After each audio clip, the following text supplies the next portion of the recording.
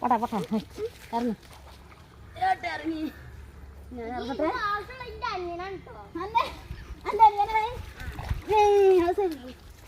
ഞാൻ വിചാരിച്ച് എൻ്റെ അനിയൻ എൻ്റെ ആങ്ങളേൻ്റെ മോനാണ് വിചാരിച്ചത്. അപ്പം അതെൻ്റെ അനിയനല്ലേ വാടാ എത്താവാ ചെങ്ങായി വാ കഴിയും കയറിക്കൂട് കയറിക്കൂടുക വിട്ടാ ശരിയല്ല തിരിച്ചു പോകും.